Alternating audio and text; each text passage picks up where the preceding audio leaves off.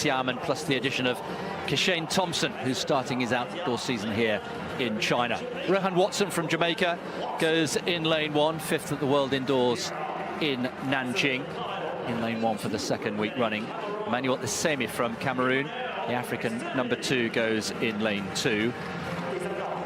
Letsidi Tebogo was disappointed maybe with 10-2 last weekend, but he is still building speed and sharpness after the 400 meters in the first few events of this year, building his endurance. He's still working on speed. Now, Kishane Thompson, Olympic silver medalist in Paris, of course, in the closest Olympic final in history. 5 thousandths of a second. He doesn't race very often.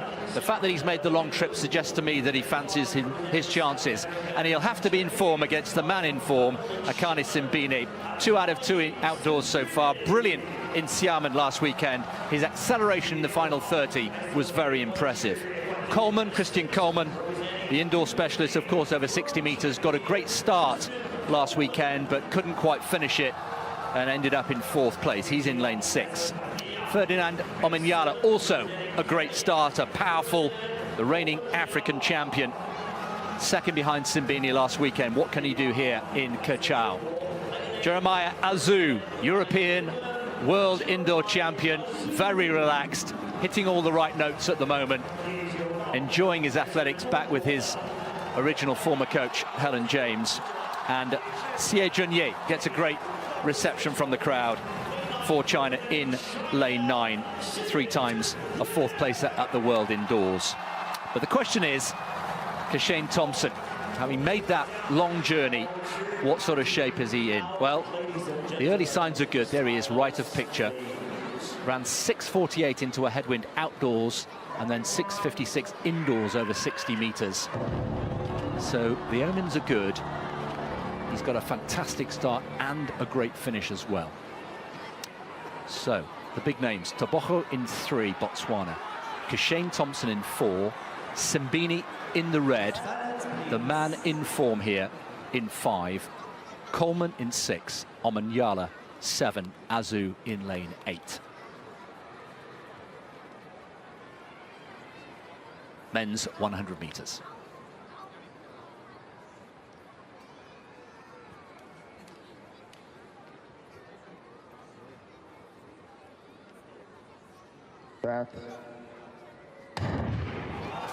Great start from Simbine, also going well is Tebogo. He's made a good running as well. Azu's got a little bit of work to do.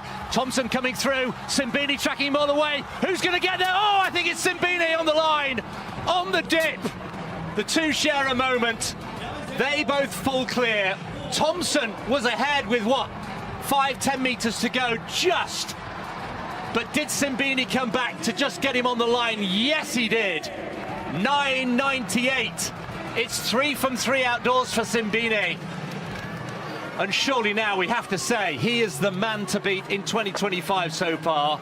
He's put together a brilliant sequence. Thompson, in his first race, stole a march, but was pipped on the line. And Tebogo, with an improved performance from last week. We talked about his sharpness and speed getting better and better. There's the top 3: Simbine, Thompson and Tebogo. Great start from all 3 of those men that ended up in the eventual 3. Tebogo, that was much, much better than we saw in Xiamen last week. Now, at this point, Thompson, he just tightened up for me. He just forced it ever so slightly. And Simbine just stayed relaxed. Look at the South African here. He is straining. He's working hard. But he's...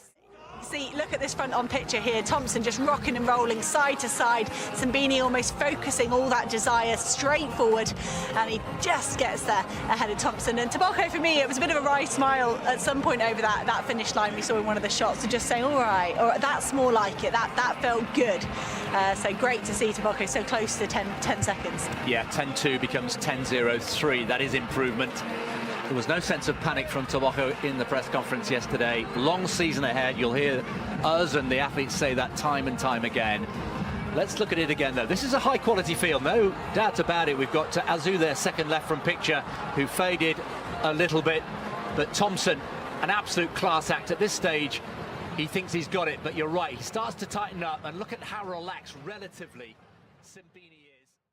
The 2025 Diamond League season keeps delivering adrenaline-pumping moments for sprint enthusiasts, and the latest men's 100-meter showdown in China was no exception. The field was stacked with Olympic medalists, African champions, and emerging talents, setting the stage for a thrilling duel. The spotlight, however, shone brightest on South Africa's Akani Simbine and Jamaica's Kishane Thompson. Thompson, fresh off his Olympic silver in Paris's historic photo finish, made his first outdoor appearance of the season here. Known for his selective racing schedule and explosive top-end speed, his decision to compete in China was a statement. He was ready to challenge the elite.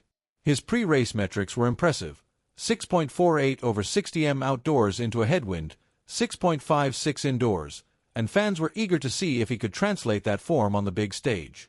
Beside him in lane 5 stood Simbine, who has been firing on all cylinders this year. Already unbeaten in 2 outdoor events, including a commanding 9.90 in Botswana, Simbine arrived in China aiming for a 3rd consecutive triumph.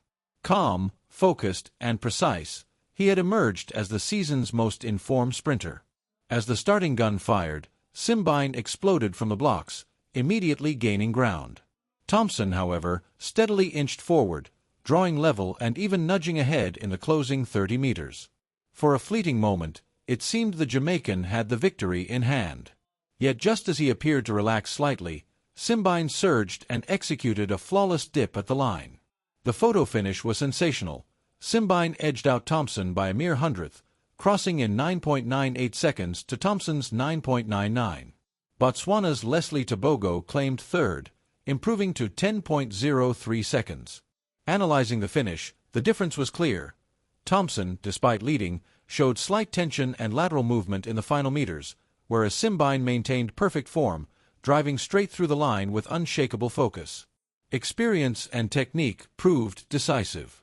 Other contenders like Christian Coleman, strong at the start but fading late, finished 5th in 10.13.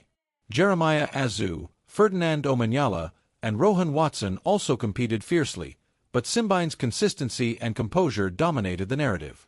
With 3 straight victories and elite times now under his belt, Akani Simbine has cemented his status as 2025 sprinter to beat.